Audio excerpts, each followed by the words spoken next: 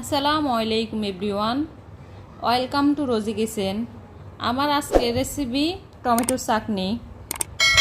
চাটনিটা এত বেশি ভালো হয় যে কাউকে বানিয়ে খাওয়ালে সে বলবে যে এটা তো চাটনি না, অমৃত। এত বেশি ভালো লাগবে। চুলায় একটা প্যান বসিয়ে দিলাম। প্যান গরম হয়ে গেলে দিচ্ছি সরিষার তেল। সরিষার তেল গরম হয়ে যাওয়ার পর দিচ্ছি শুকনো মরিচ। আমি শুকনো মরিচটা সরিষার তেলে নেড়ে ছেড়ে ভেজে নিচ্ছি। ভেজে এখন উঠিয়ে নিচ্ছি। একই তেলের মধ্যে দিয়ে দিচ্ছি পেঁয়াজ কুচি।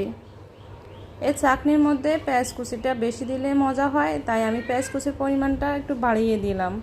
আর পেঁয়াজ কুচি কিন্তু দুইভাবে দেওয়া যায়, মানে এভাবে ভেজে নিয়েও দেওয়া যায়, আবার কিন্তু কাঁচাও দেওয়া যায়। তো যদি আপনারা চাটনিটার সাথে সাথে খেয়ে নিতে চান তাহলে কিন্তু কাঁচাও দিতে পারেন, কোনো সমস্যা নাই। মানে ভেজও দিবেন অল্প একটু, আবার কাঁচাও দিবেন। আবার চাইলে কিন্তু শুধু কাঁচা দিয়ে চাটনিটা করে নিতে পারেন। তবে যদি 24 ঘন্টার মতো রেখে দিতে চান বা রেখে খেতে চান তাহলে কিন্তু এভাবে ভেজে নিয়ে পেঁয়াজ কুচিটা দিবেন।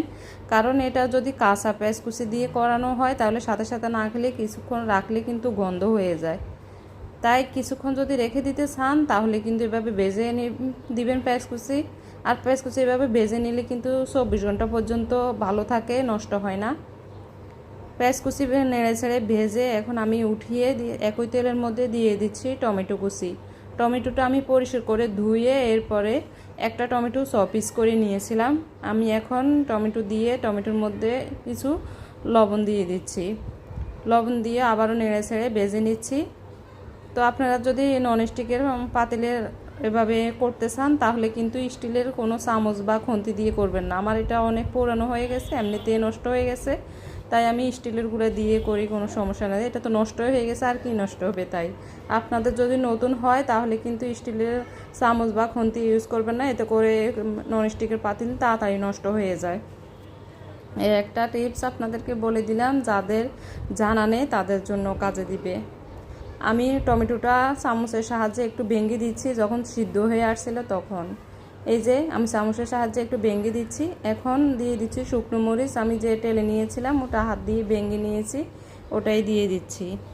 এখন দিয়ে দিচ্ছি পেঁয়াজ কুচি। যে পেঁয়াজ কুচিটা আমি ভেজে নিয়েছি শুরুতেই, ওই পেঁয়াজ কুচিটাও দিয়ে দিচ্ছি। দিয়ে আমি খুব ভালো করে নেড়ে ছেড়ে ভেজে নিচ্ছি।